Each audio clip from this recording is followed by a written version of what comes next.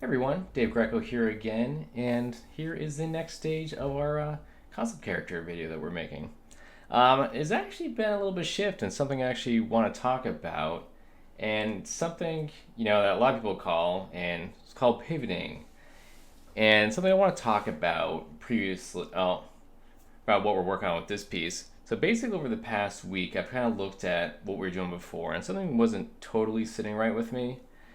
And I was like, and is this a lesson it took me a long time to learn? Is that sometimes I feel like if something's not feeling right, don't get married to anything. Feel free to actually make those changes that you need to do.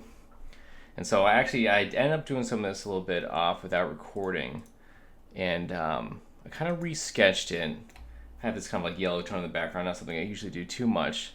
And I think I may end up going a little bit more fancy with a more kind of like line paladin.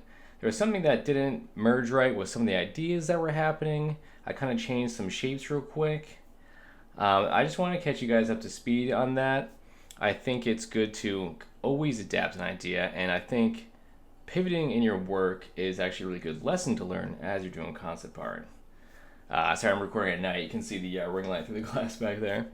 So I just want to get that out of the way before we get started here. And there's actually going to be quite a bit of time lapse tonight. I'm going to try to record some audio after the fact, but basically I'm going to start blocking in color and value and all that stuff. As you can see a lot of how I do it in my other videos. But I'm going to spend probably the next 3 to 4 hours right now on this. So I'm going to time lapse it. Then I'll do some audio over it to kind of explain the process, and you can see, and then hopefully by the end we actually have a finished character. Maybe we can give him a name. Alright guys, thank you so much for this process so far. We're going to be doing way more of these too, so I'm learning a lot about this process. I think maybe I should have figured a little bit more out before we started. Right up actually detail, character story instead of just diving into something that I didn't even know. So I'm learning too, just along with you guys. Alright guys, let's time lapse this and I'll see you guys at the end. Thanks so much. Alright, let's get going here. Real quick, I actually missed recording the first like 6 seconds, so I kind of just had to throw it back on. That was just me using a multiply layer and just adding some real quick local color to the piece. Like, it's kind of a silverish blue for the armor, some brown red for the skin, and I just kind of threw that on real quick with the multiply layer. And then after that I make a new layer, and we kind of do the light and layer technique that I've shown in previous videos, where I just add like a deep red into some of the dark color. It just gives a little bit of vibrancy, and I can remove some of that muddiness. So basically what I start going from here is I start just moving across the piece, slowly cleaning up some of the sketch lines, adding a more specific color that we may need. Most of the time, I think like a lot of artists, I'll kind of start on the face. Getting the face right is always super, super important to me. It's such a key part of any piece. And so I'm going over a lot of the line drawing right now. I'm getting rid of kind of the muddy undertone and lines and figuring out some more unique shapes. I like finding unique shapes throughout the entire piece, whether it be unique shapes within the eyes, within the eyebrows, the nose, the mouth, and especially the hair. You guys have seen how I love rendering hair.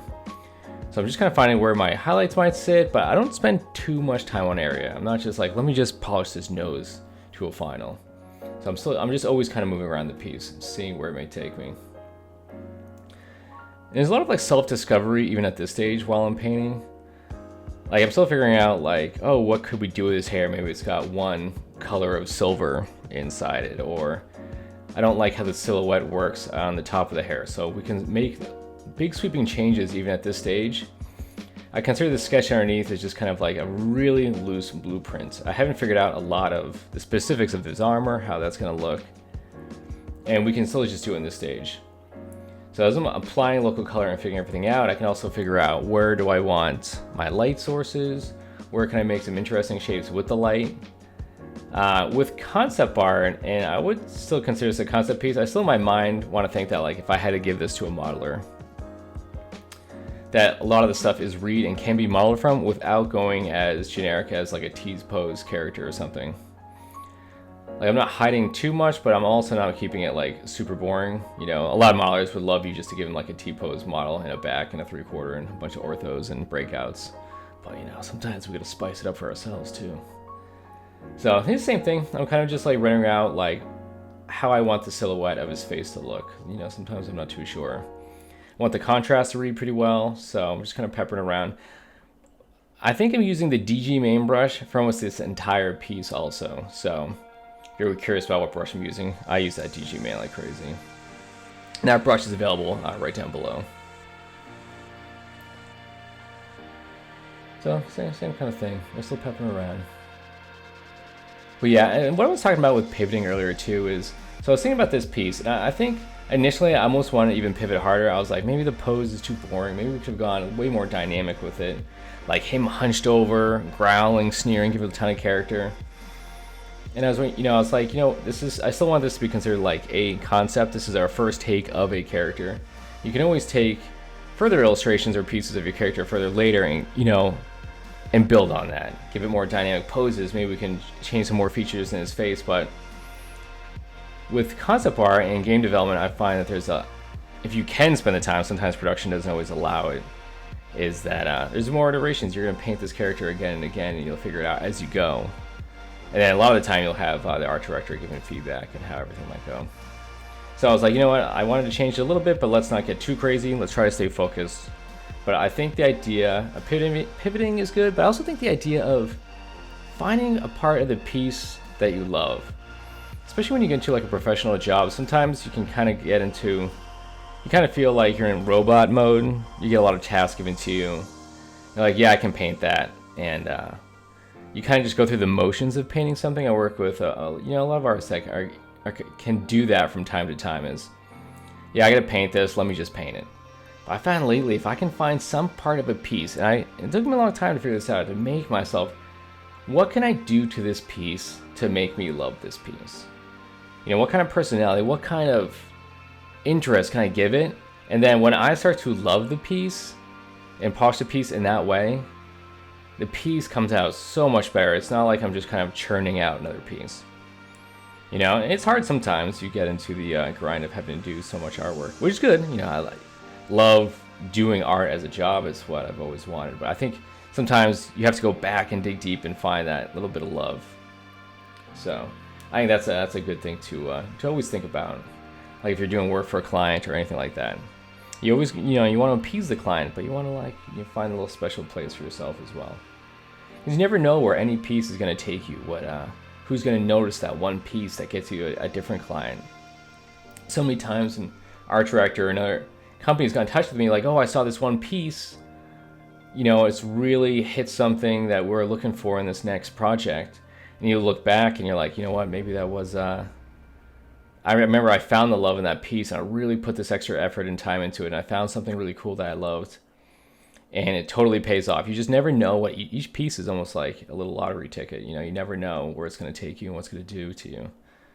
So that's what I always tell people too, that I think it's always good for people to post their work.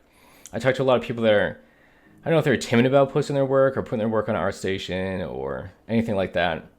And I think it's good to get it out there. You never know who's going to see it. I remember once, so I don't do much work for like any galleries or stuff anymore, but I think it was just one day I posted a piece on Facebook. This was like maybe 10 years ago.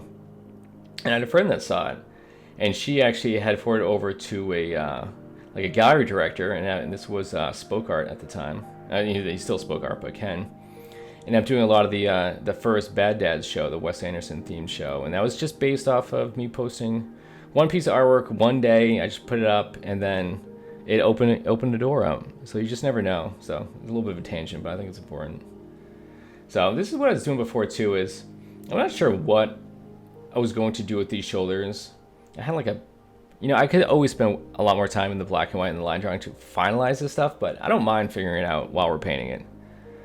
This one I thought still looked kind of weird. Even in the final, kind of looks like a fish head for his shoulder pad, his little pauldrons there. But it didn't bother me enough. A lot of this piece is kind of just to show a process. This isn't for any particular project anyway, so. And especially with like silver and gold, I like to find like little trim edges that we can put that gold in, especially around the entire piece, so we can tie it all in together. And as I start to create little elements in his design, I want to bring some of those elements into different parts of the design. Right here, I'm just using a multiply layer again. Just put a little bit of shadow, not too much. I don't want like parts of him like totally in black that you can't see at all. But as you can see, I'm just building up my value range too. I'm adding a little bit of dark, adding a little bit of light, a little bit of both. Yeah, so this piece, I think this piece actually from that sketch to color, I thought it was going to take like 4 hours. I think it only took like 2.5 hours. I felt like I was paying for longer, but when I just put the time lapse together, it said it was 2.5 hours of recording. I could have sworn it was 4, but that's time's probably more accurate. So I was trying to paint pretty quick. That is kind of sometimes about concept art. Is speed is kind of the name of the game with these things, especially there's so much iteration, and especially for game development, there's so much to get done. So painting fast is part of the process, but by painting every day, doing this stuff so much, you'll get fast. So it's not something that I would worry about. It's just something that's going to come with time. You learn shortcuts, you learn what works, what doesn't work, that kind of stuff. So basically, I'm just moving through the piece, smoothing out the those small lines, the sketchiness in the back. You know, have like kind of like a light direction, and then have a little bit of this warmer balanced light on its opposite side, just so it gives it a little bit more life. Same thing, I'm just kind of cutting edges, figuring out unique shapes to his armor, something that might look cool.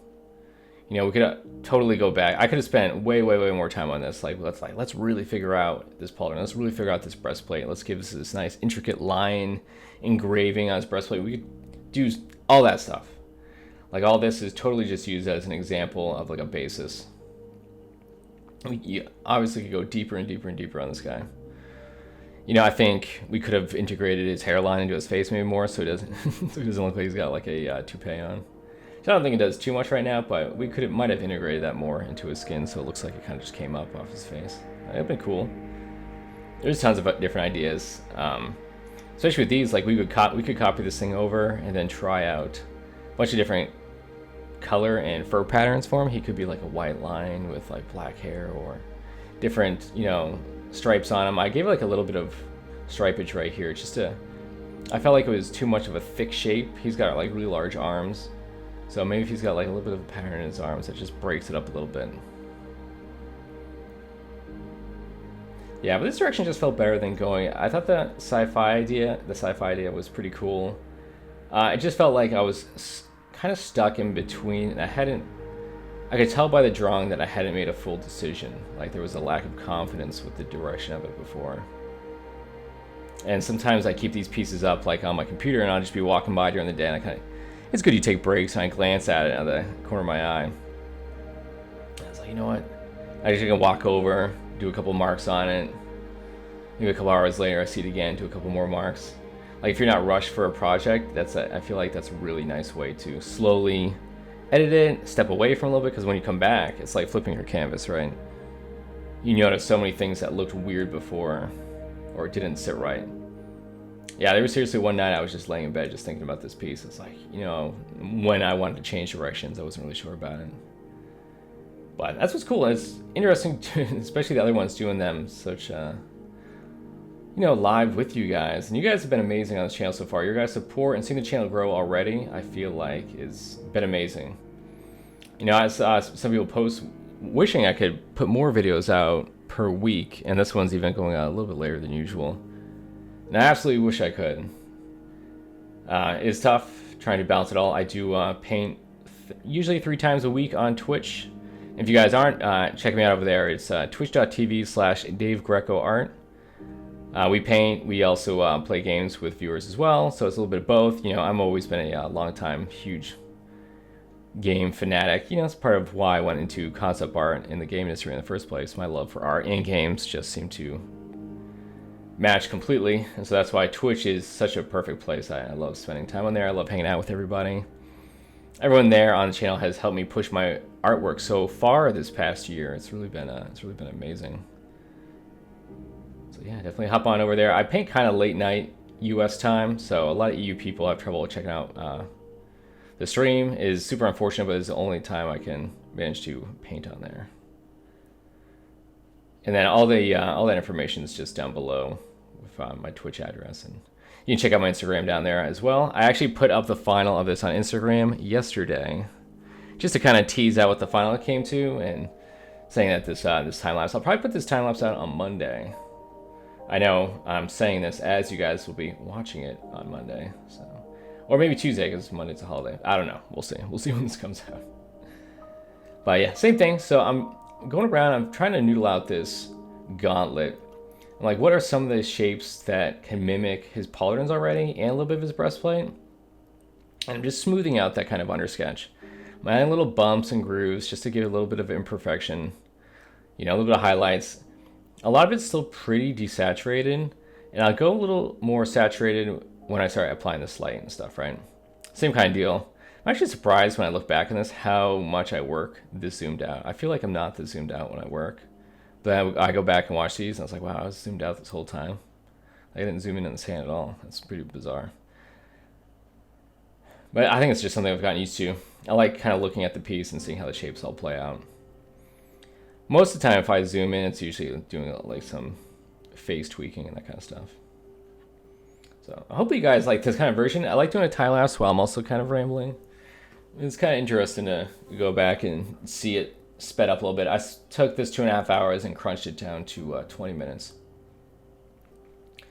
But you also see like how I want to identify shapes in contrast to other ones. So the inside of his hand, like where that gauntlet and where his thumb is, like I really liked how those edges looked. The shape of those edges felt pretty good to me.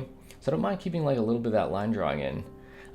Some part of my painting recently is I've kind of incorporated my rendering with some line drawing and kind of meshed it in between. And I'm doing that, and I don't want it to feel flat, right? So most people know, like, incorporating line into any piece or like rim lighting and stuff like that, you can really, it's dangerous because you can really flatten a piece out. So it's just trying to figure out what feels right without flattening it out is what I'm kind of concentrating in. So the same thing as before, I kind of figure out some new shapes. And especially as I go over here to the other gauntlet, I want to figure out, same thing. Let's find an interesting silhouette. It doesn't have to mirror the other one. Like, I think I took some ideas from it, but he could totally be asymmetrical. Same thing I did with his other shoulder piece. Like, it doesn't have to be the same one. You know, it all depends on your game too. Sometimes you might know ahead of time from if you're working on the project, from your modelers, it's like, yeah, we're gonna be just, you know, it's probably not as much of a thing anymore, but I remember like years ago, especially with, you know, system specs used to be a lot lower, and so sometimes there's a lot of mirroring when it came to armor, just because you didn't have the memory or the texture resolution. So your best bet was just to mirror that thing right in half. But it might be not as big a deal anymore. But it's something to always consider, and you'll talk to your modelers, you'll get to know your modelers, you'll get to know your project, and what works, what doesn't, how far you can go. I do like to keep a lot of simple shapes, because I do always think about, you know, poly budgets and stuff like that. So that was me. I just used like an overlay layer, just grab the airbrush tool, and I just kind of brush in like a little bit of a really light desaturated blue, just to kind of like bring out the highlights just a little bit more. Like, we're not going too crazy yet. I'm just in a little bit of a focus. And we're going around doing a lot of cleanup. You can see I'm just brushing in some of that line drawing around the edges there. Sometimes I just want the pieces to read a little bit more. You know, you want it to read as best you can for one of the modelers. But sometimes you can only do so much with a pose like this. There's gonna, like, I can tell already by looking at this piece, they would probably want like gauntlet breakouts, and, you know, maybe you might have to do like a kind of a straight posed piece later, just to really show how his that little collar piece around his neck, how does that actually connect to him. So it's a process. That's why I usually have to paint fast, because you might have to do a whole bunch of, you know, painting analytics for this guy to really figure out what he's gonna look like. And even going back to it, I think we could have thought some more stuff to do with the armor piece on his tail. It's kind of just like this little armor tube, which is kind of weird. We probably could have done some more with it. But I was just kind of jamming, just trying to just render out, slowly move it around, just keep rendering. Really, this is more of a just like a lesson than anything. And so it's funny because I actually like end up painting over a lot of previous sketch lines where maybe if they were on their layer, I could have just erased them, but never mind too much. It doesn't seem to take me that long. Like sometimes I still like keeping the idea of it. So same here, just bring out that gold a little bit more. Like sometimes it can stay pretty desaturated, a little brown, and sometimes it just needs a little bit more. So same thing. So I know I had silver and gold for a lot of this piece. So I just want to bring that same color scheme into his spear.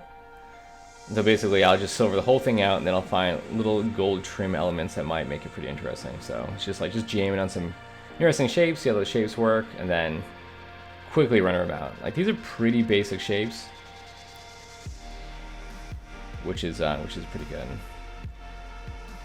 Like obviously we could go like we could go more detailed. We could like really find some like beveled edges on that blade, make it kind of like war torn. There could be some scratches and little dings. Like you can take this and keep going deeper and deeper as far as the detail goes. For this piece, the simplicity for me I thought kind of worked, and just a couple highlights. And it actually has like a slight bend to it, and I actually didn't fix that because I don't know, something about it in the composition, and maybe it added to the weight a little bit. I don't know, but it didn't seem like I had to like lasso tool a totally straight handle. I didn't mind it being a little crooked. So at least here is pretty nice. You can kind of just color pick some other areas on the piece and bring those colors over. And so I just kind of have like a more kind of a brushy tool here, and I kind of like those. It was kind of like a smoky cloud shape is what I was intending with those sketch lines before. And so I just want to bring it through, and it just adds something. I just didn't want to have a character on a gray background. I just want to create some type of interest to it, you know? Like I said, you never know if this piece is going to go in your portfolio or what, or if it's going to get hung on the wall or shown around the team. And then I think lately I'll just put like a little bit of shadow underneath them. It's kind of like generic shadow, like old games, but just grounds them a little bit so he's just not floating in space. And I just airbrush a little bit. It's almost like he's in a sandstorm or something. But that was basically it. So that was like 2.5 hours. I just blasted around, messed with a little bit more light layers. Like you could totally take this up the levels, all that stuff. But yeah, and then here we have the total final. Thank you guys so much. I actually really liked talking over the time lapse. It was actually kind of nice, and hopefully I didn't ramble too much. But thank you guys so much. I've gotten tons of ideas for more tutorials in the future, so we'll be doing some shorter 5-6 minute tutorials about specific parts that you guys can render. And you guys have been so awesome, and I will see you in the next video. Thank you guys so much. Bye.